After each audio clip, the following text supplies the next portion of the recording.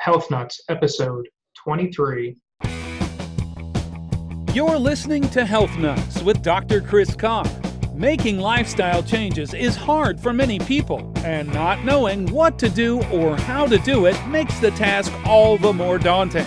Here at Health Nuts, we focus on helping you live a fuller life by discussing everyday health issues and exploring breakthrough solutions on how to overcome them. And now, here's your host, Dr. Chris Carr.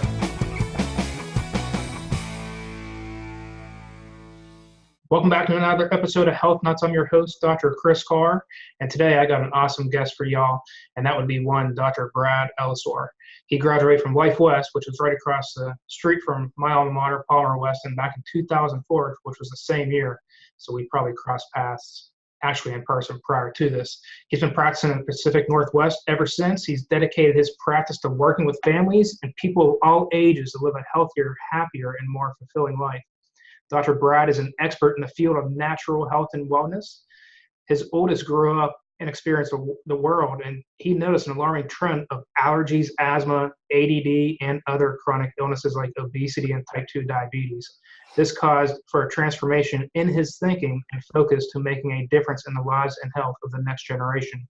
After extensively studying nutrition and the leaders in the pediatric natural health world, he launched his podcast, which is how I found him, Kids Eating Broccoli, to share the strategies, techniques, tips, and tricks to support other parents and families to have a happier and healthier family life and the best chance for a greater life for their children.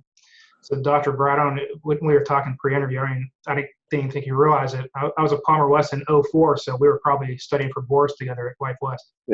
Yeah, sounds like it. I didn't realize that at all. Yeah, so welcome. Looking forward to having you on. Tell us a little bit more about yourself. Like you said in the intro, I've been in practice in Pacific Northwest. I have 3 daughters. My oldest is 10. They're 10, 7, and 2.5. And really where I got inspired to move in the direction I'm in or have been in the last several years with the Kids Eating Broccoli podcast and the different things I'm doing with that material was really just by experience. Before I had kids, I never really grew up thinking I would have kids. It just wasn't part of my awareness, my reality. And so when I was in school, we were talking about being in school when I was in school back then, or when I was first out in practice, I would hear about the data and the statistics about health and about kids let me turn that off.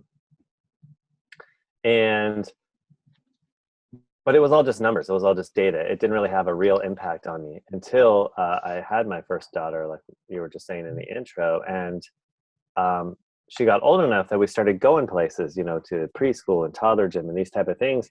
And I actually saw firsthand these other kids who had to have emergency inhalers and take them with them even when they went just down the hall to go to the bathroom, or other kids who had to have EpiPens with them. And when it was my daughter's turn to bring snack to her class, there was this laundry list of things she couldn't bring into the classroom or even into the building because someone might be so deathly allergic to it. And what I realized is, I put a lot of time and attention and effort and thought into everything about my own daughter, her health and her well-being and all these things. And I know these other parents wanted to and were doing to the best of their ability also. It wasn't out of neglect or lack of care. It was just, they just didn't know what to do. And this world has changed so much, really just in 1 or 2 generations, that just doing what everybody else does doesn't really work anymore. You're not going to be successful health-wise and potential for the future-wise with your kids. And so I really got inspired to, to get out there and make a bigger impact. And so, we started to put things in place in practice in my office. I'm in a small town, Tenino, Washington. I'm the only chiropractor in town. Oh, really? So, yeah. So I, have lots of different age ranges, older people, families, kids. And so with the families in my practice, I started talking to them more because I had this passion and this interest. And what I found is that I would talk to them one day, and we'd go over all these things about eating and health. And then they'd come back a week or 2 later, and it was like we had never had the conversation, as far as implementing anything. So then we started doing handouts and like YouTube videos and things like that for them. And that made a little bit of a bigger impact. But then I really realized I had to really look to grow my impact wider and wider. So that's where started doing a podcast, and then I have some online trainings that I can put people into, which allows them to have me sort of walk them through the steps and be right with them. And so that's kind of a little background, just my own experience and how I just kind of stumbled into the experience of this reality of where the kids are and where that generation is, and realizing that I had to do more. Yeah, I think statistically, especially with the kids, from what I've read and researched, that this is the first generation of kiddos that aren't expected to outlive their parents. Yeah, that's remarkable. And it's never happened before in society. And then you look at the amount of medications the little kiddos are on, and 1 out of 4, I think, are expected to be on a med for the rest of their life. So there's some crazy high stats. What have you seen in your practice, or just in your personal professional experience, the conditions that you are seeing now that maybe you weren't seeing 10, 12 years ago? Well, I think the biggest one and the most common one that I see just on a day-to-day basis on, a tremendous rise is anything in the ADD or ADHD world. I bring that up with parents. It's gotten to the point, honestly, where if I have a patient who's started in our practice who I know has kids, because we asked that on the intake paperwork and stuff, I just start sort of casually mentioning chiropractic benefiting ADHD or ADD, and over 50% of the time they're like, oh wow, my kid has that. It's such a common label and diagnosis that parents are self-diagnosing their own kids with it, and so we see that type of stuff really on the rise. And then the other big one are food allergies and environmental allergies and things like that, and then certainly anything on the autism spectrum disorder, that's certainly on the rise. I don't see quite as, I think the ADD and ADHD just it's so common. Yeah, I would agree. It's similar out my way as well. When you're going over parents, I think to the audience and those that may not make the connection, because you're dealing with what mostly would seem as a mental handicap, mental disability, if you will. And a lot of folks, when they think about chiropractic healthcare, they're thinking musculoskeletal and the physical. What is the transition you're using for education, to communicate that to the parents so they're able to understand why this is such a good idea for them? Well, in terms of the chiropractic itself, we really focus a lot on the nervous system and the function of the brain in our office. And so I just really try to break it down in a simple way where I talk about the autonomic, and I say it's kind of like the automatic part of your nervous system, the part you're not consciously in control of, has 2 parts. One is like the gas pedal, and one's like the brake pedal. And these kids are having trouble applying the brake enough. And so what adjustments help their body do is balance that out and apply the brake when needed. And I just see light bulbs go on because they have the experience of their kid being like, go, focus, not focusing one thing to the next. And it's like, oh, that is like the gas pedal without the brake pedal. Yeah, it's a good analogy for sure. It's what's happening is that sympathetics are firing all day long, and then they're just going into, I guess, a form of adrenal fatigue at the end of the day. Right. Nutritionally, so I think one of the issues, I've got a little guy at the house, and he's a terrible eater. I don't know if you're experiencing the same thing with any of your kids, but that's why I loved the title with your podcast of Kids Eating Broccoli. What have you found nutritionally to get kids off of either the sweets, the sugar, the increased sodium, the high fructose? What other options are out there for parents to take advantage of? Yeah, well, it's interesting because with my own kids, it's kind of like they live in a bit of a sheltered world, with me, and we actually homeschool, and it's like they don't get a lot of that commercialization. So it's like I didn't really know. I knew it was a big topic because I've had a lot of parents who come in to me in practice ask me about it, like, how do you get your kids to eat healthy? And so I knew there was a lot to it, but it's like as I've explored it, as I've had these experts and these guests on the podcast and learned more and more, it's such a broad topic, it's such a wide thing. There's everything from, what is nutritious, right? Because that's, there's so much variety in what people say about that these days, to, okay, I have an idea of what nutritious is. It's not candy, it's some vegetables, and some real food, but my kids won't eat that. And then the other layer on top of that is, as a parent, how strongly to sort of try to drive that without causing our kids to have some sort of weird relationship with food, because they'll take that with them the rest of their lives, And that's one for me, because it's like I'm very I don't know, regimented, I don't know if that's quite the right word, but something like that in my own diet. Like I'm the kind of person that I learned something about nutrition and I just started implementing it, but it's like I have to have that balance with my kids. So I think there are a lot of tips and tactics to both do things like food substitutions, where it's like they want these treats and it's like, how do we make these treats in a healthier way with, making them at home rather than having them be processed or packaged. But also really fundamentally, I think it's important to keep in mind, kind of like with chiropractic care itself, that even, the same with nutrition and eating, that we all come into this world with the ability within us to know what to eat and when to eat and how much to eat and when to stop eating, just like everybody else on the planet. And by that, I mean all the other animals out there, right? You don't see a giraffe out in the wild or a squirrel in the woods. If they're not, introduced to human society, they're not overweight, they're not obese, they're not, dealing with, ADD, they're not dealing with these chronic illnesses because they have naturally within them already that knowing of what to eat and how much of it to eat. We have that same thing and our kids have that same ability, but we have created a society that takes us so far away from that, particularly with food, and particularly in the last several, really just couple generations, with what we see at a grocery store, the processed foods and all this type of stuff. So there's a couple pieces to it. And one is to really limit that modern food or that modern food-like substances, right? Because that stuff really kind of tricks our ability to hear that inner voice. But the other is to allow our kids to find their way through that. So there are a lot of tactics and techniques, with, there's I have it written here. Ellen Satter is a very influential person in the sort of the world of having our kids eat but have a healthy relationship with food. And one of the cool things that I've heard a couple different guests quote of hers is a tactic with your kids or a strategy where you split the responsibilities. And so at mealtime, it's as the parents' responsibility to decide what and when, and our kids' responsibility to decide if and how much. And so what that means is, as a parent, we decide when dinner is or whatever the meal. Dinner's at 6:30, and we're having these 4 things.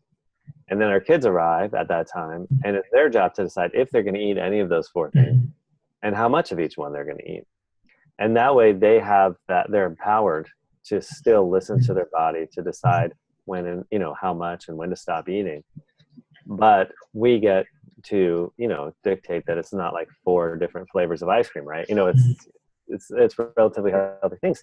And depending on where your kid is and where you're interacting, you can have them be, for really extremely healthy things, if they're willing, but you have to know your kid, right? So if they're not going to eat 4 different types of whatever, kale salad, you got to have something that they will eat in there too, Yeah, no, that's a great tip. I think when you bring them into the equation, you're empowering them. It's showing that they have a decision what they're putting in their body. So I think that's an awesome share. And a lot of parents, even when I was growing up, it was, here's what you're eating. You can go out and play whenever everything's off the plate. And the food that I grew up on was just, it was just garbage in a box. So we grew up on sloppy joes and pizza. They're just the lifestyle that we grew up in. But giving them the empowerment to do that, I love that tip and that takeaway. When you're talking about, I want to go back to the food substitutions. What are some recommendations with the picky eating kid with the food substitutions that you're thinking of? I'm assuming that a lot of it is going to be based off of getting them off of certain types of sugar and grains. Yeah, I mean, I think that, we live in an amazing world for that because, like you mentioned, grains, like if they're really, focused on a lot of white flour and things like that, and you want to move away from that because we know, that doesn't have a lot of nutritional value and so forth. You can type into Google now any recipe. I don't care what it is, lasagna, but if you put the words like, grain free or paleo in front of it, you'll get, the top 7,000 recipes for how to make these different substitutions. And some of them are good, they taste similar, and some of them are like, they don't taste anything like it, right? So you have to experiment and play with it. But I think that's the biggest thing is that it's eating in general is a big part of human experience, and it has been forever. And one of the things about our modern society is it's turned into such a convenience thing. So almost have an expectation that we shouldn't have to do very much work when it comes to food. And a lot of that's actually the root of a lot of the difficulties that our kids are having, or that we're having with food and nutrition, and then therefore our health. And so I think it's understanding that there's going to be some work and there's going to be some changing of habits, but it's totally worth it, because the impact will be tremendous in the long run. With you interviewing all these health professionals that are based kind of off of the kids' nutrition and overall health spectrum, what are two of the biggest tips that you maybe learned from that you picked up outside of maybe the split responsibilities, but also you have to share? I think that another big one is really including the kids in the creative process, and wherever that is, it can be variable. Like if you grow a garden at your house, if you grow vegetables of any kind, include your kids in the work part of that, include them in the planting and the weeding and the watering. And if that's not part of, your experience, take them with you to the grocery store. And, one simple thing is go to like the produce area and have them pick something that either you don't usually eat or they've never eaten before that they think looks neat, or whatever the case may be. And then find a recipe for that one thing and have them be with you during the recipe. Or if that's, not appropriate for their interests or their age level, that they know what the recipe is. You make that with their special thing that they picked out. And you'd be amazed that if a kid is part of growing something or purchasing something, being part of cooking it, they are so excited to eat it, whether it's something they've eaten before or not. They're so excited to at least try it, you know what I mean? And want it to be good and want it to be something they're into. So that's a great one to just start involving your kids in the creative process of the eating and the food. Because, it empowers them again to be, part of the whole deal. Yeah, it does. We've found that out. My sister's got 3 older kids, and with them, there's a couple of picky eaters in that bunch, but she'll do that as well, where they'll be involved in helping them cook. And when they have a kind of a skin in the game, if you will, that they'll take more. They're more apt to go into it and actually eat the food. So moving on, before I let you go, I want to get you with just a couple other questions before I let you get out of here. So with you being in practice for so long, what are 3 health nuggets that you're doing on a day-to-day basis, or even a week-to-week basis, to make sure you're maintaining your overall health and your family's overall health? For me personally, what I do? I think the biggest ones are, wow, that's an interesting question. For me personally, I think that it's making time to exercise, because I have the 3 kids and busy, and and to make it something that's successful. Like I end up exercising often at night. It's like 9:30, 10 o'clock at night, and I'm like, I don't know if this is right for my sleep cycle, but I figure, can't do it. Yeah, but I figure if I don't do it then, it's never going to happen. I try to do it in the morning, but I found I'm just not a person who likes to get up and start moving right away, and then the kids are up. So I think that's a big one. It's just sort of like deciding what the important things are and then making them work with your schedule, and that's the only way. If I don't do it at night, forget it. I'll go weeks without regular exercise. And I think the other one for me also, I'm really big on making sure I get a lot of alive foods. So I'm a big fan of like juicing and making smoothies and that kind of stuff. And I find that if I, and what I mean by live foods is like, like not cooked a lot and as freshly picked as possible. So, I love going out to the garden in our backyard and picking green stuff, throwing it in the blender and making a smoothie right out of that.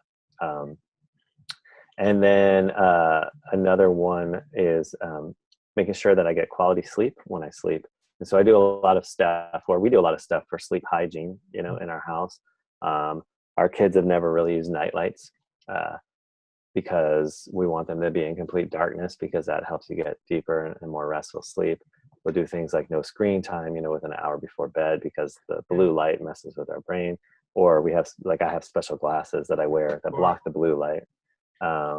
And no electronics in the bedroom to help you not have the electromagnetic fields, because those can interrupt with your sleep cycles. Because like anytime you take a look at sleep in terms of like any research anybody's doing, it's like it's important stuff, and it's important stuff for your longevity, your brain functioning, your mood, everything. And so there are a lot of small things that we do that we either do that help our sleep or do that really work against the sleeping, that are so common, just screens, the blue light that comes off of cell phones and computers and TVs really messes with our sleep cycles if we let it. I had a optometrist on the other week, and he was saying just the amount of kids that he's seen that are have myopia because of the amount of screen use. And they're getting, kids are getting smartphones and tablets at 3, 4, 5 years old, and the parents are using it as a babysitting mechanism, which I can get. But he's seeing that's now causing all these issues visually with visual disturbances. So I completely agree with the screen usage. That's a great takeaway, as well as with keeping the EMF out of the bedrooms. When I imagine, so back in 2004, when you're getting out of school, you've had 12, 13 years, 14 years close to practice. What best advice you ever got since you've been out? In terms of life or practice? Yeah, life. But best advice in terms of life. I think it's really just, that we all have our own particular unique voice and unique message that we carry forward into our professional and into our lives, and to impact our community and our world. And it's going to look different than everybody else. And so don't, judge your own voice or your own message because you don't hear anybody else saying it. It's the same thing when I started Kids Eating Broccoli. I was like, I don't see anybody else doing this. Is anyone going to listen, And is there going to be an audience? Yeah, right. But it's like, because I was passionate, you just dive forward into that and know that that's your unique voice to bring to the world and make an impact. So if you have the parent that's out there, they have the kid that's ADD, ADHD, or they have the kid that's just, they're overweight and they're looking at a type 2 diabetes diagnosis before they're a teenager. They've tried a bunch of different things. It's not working, and the parent's frustrated because they're getting feedback from maybe the spouse, from the other kids in the family, or even the kid themselves. What do you recommend to that parent? What I say is that the first step, whenever anyone enters into this conversation with me as a parent, is really try to limit, reduce, and then eliminate any of the processed foods. So boxed, bagged, canned foods, anything that has a ingredients list with chemical names or things you don't recognize on there. And just to keep in mind that our kids, like we were just talking about earlier, have the ability to know what to eat and to eat a nutritious and a diet of food that will give them energy and vitality. But the same thing, there's a lot with getting kids outside to move and to play, which is great. But it really starts often with their diet, so just know that your kid will want to move and will want to play. That's normal and natural for kids, but we have to give them the right fuel. So if we start eliminating these processed things from their diet, we'll start to see them move more towards real food in terms of their palate, and also more towards activity because you're talking about obesity and type 2 diabetes, because now they'll have energy and vitality. Yeah, I love it. So before I let you go, I know folks really want to be able to find you. How do they go about finding you? Well, for the podcast, we're on iTunes and Stitcher and all the normal podcast places, Google Play and so forth. It's called Kids Eating Broccoli, so you can search that. The website for the podcast is kidseatingbroccoli.com. We do a lot on Facebook, so you can find us Facebook, just search Kids Eating Broccoli. Also, I have my personal site is drellisor.com, and so you can find me on Facebook with that too, and the website. I do a lot with social media, but primarily Facebook, so that's a great place to find me too. And I'll put links to all this stuff in the show notes to the audience, so you can check them out there. Dr. Brad, thanks so much for giving back today. Appreciate the story that you shared, and I wish you nothing but the success in the podcast and in the practice and with the family as well. Hey, thanks for having me. I appreciate it. Appreciate the opportunity to spread the message even further, and everything you're up to with your podcast and your work too. Awesome. So we'll catch all of you next week on the podcast, and have a blessed week. We'll talk to you then. Bye now. So, you've heard from the experts yourself this episode and have gotten some golden nuggets on health. There is so much more to come and so much more to learn. Head on over to pghcw.com. Again, that's pghcw.com, and sign up for our newsletter where you'll receive free info on how to get and stay healthy. Thanks for listening, and we'll see you next time on Health Nuts with Dr. Chris Carr. Be sure to subscribe to the podcast and please leave a review.